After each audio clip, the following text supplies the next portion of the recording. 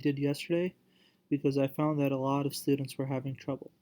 So let's look into how we would answer this question. It says use the individual statement columns to fill out the rest of the truth table one column at a time. And the statement that's given is not P, so the little squiggly line means not or negation of P. The upward arrow means and. It kind of looks like an A in and, right? So not P and not R. That's one separate side. On the other side, P and not Q. So that's a second statement.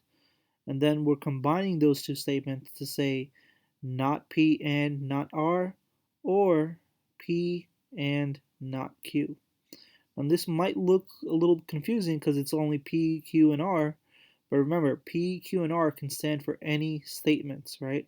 P could be I like basketball, R could be I like football, and Q could be I like soccer.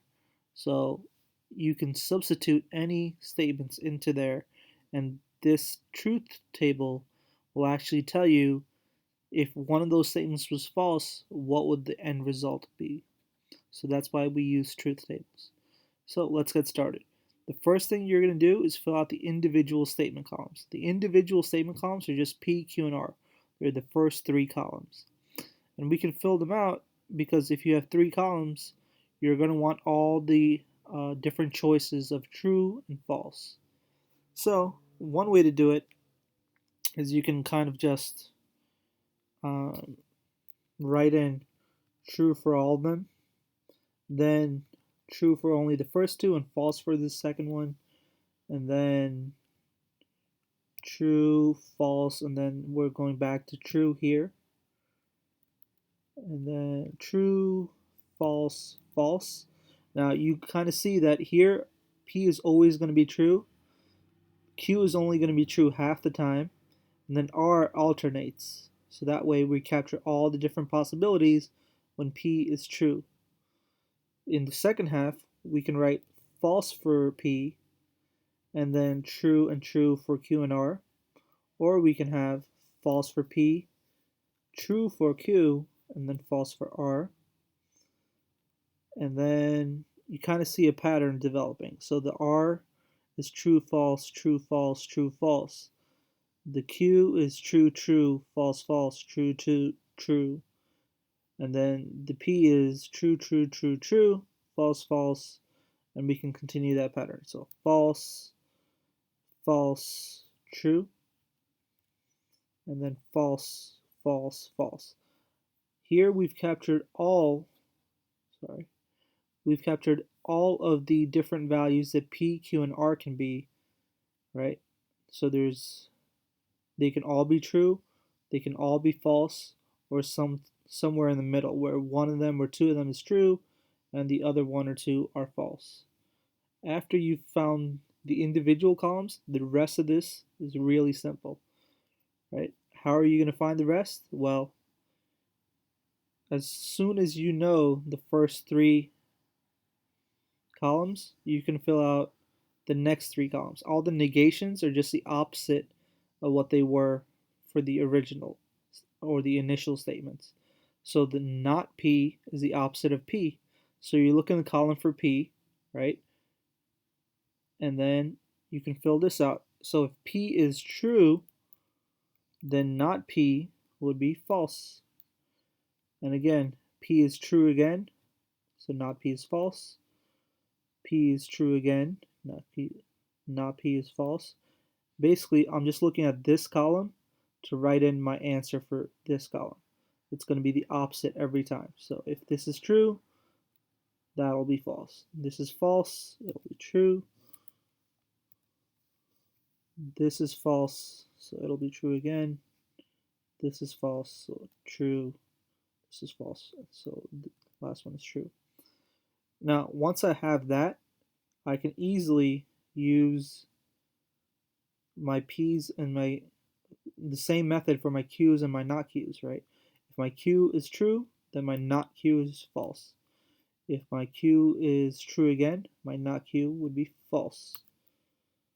And we can go through this, so I'm really going to do it faster now. True, true, false, false, true, true. Everything in this column, the second column, matches the opposite of the fifth column. Now we can do the same thing for not R. You go to the R column, look at all the values, so it's true, false, true, false, true, false, true, false. And in not R, you're going to do the opposite. So false, true, false, true, false, true, false, true. Once you have all this, you can start looking at a couple of different things. When we have a conjunction like not P and not R, we're basically just going to be looking at the not P column and the not R column. So we can kind of hide this. And now just look at not P and not R. So if not P is false and not R is false, because it's a conjunction, it's going to be false.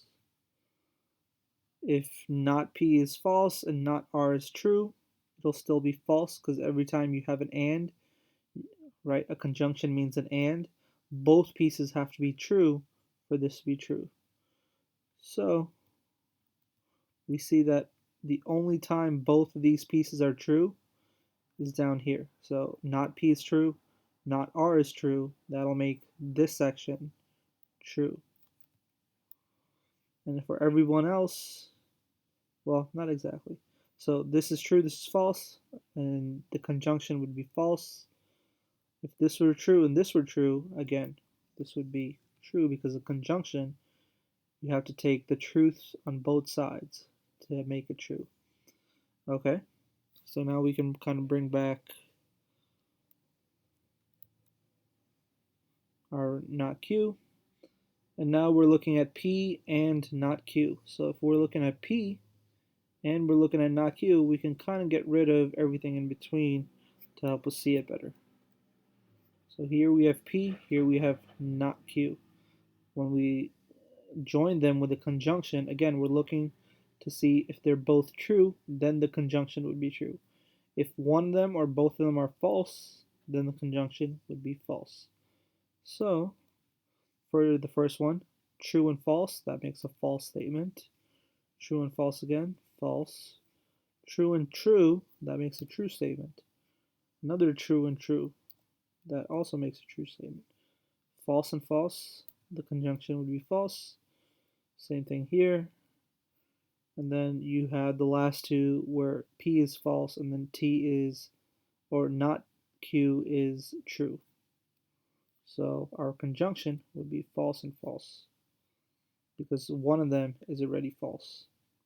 Okay, and we can bring back our Q, R, and not P. Now for the last one, it says this first statement, which was this column right here. So all of these are being combined with the last column, right? And it says or. So not P and not R, which is this column, or P and not Q, which is this column.